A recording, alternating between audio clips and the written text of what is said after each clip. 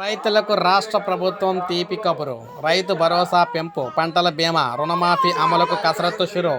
ఈ హామీల అమలుకు విధి విధానాల రూపకల్పనలో సర్కార్. ఈ మేరకు ఆర్థిక శాఖ మంత్రి భట్టితో వ్యవసాయ శాఖ మంత్రి కీలక భేటీ. ఈసీ అనుమతి రాగానే పంట నష్టపరిహారం చెల్లింపు. రైతులకు రాష్ట్ర ప్రభుత్వం తీపి కబురు చెప్పింది. రైతు భరోసా, పంటల బీమా, రుణమాఫీ పథకం అమలు విధి విధానాలపై ప్రభుత్వం కసరత్తు అయితే మొదలుపెట్టిందన్నమాట.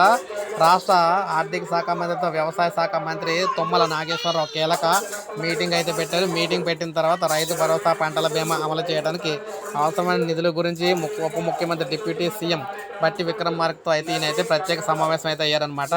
అయితే ప్రజెంట్ చూసుకున్నట్లయితే 3 పథకాలు అయితే అమలు చేయబోతున్నారు రైతులకు సంబంధించి.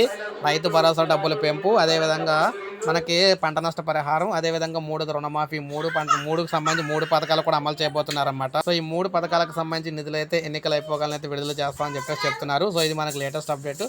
లైక్ చేయండి, సబ్స్క్రైబ్ చేసుకోకపోతే మన ఛానల్ సబ్స్క్రైబ్ చేసుకోండి.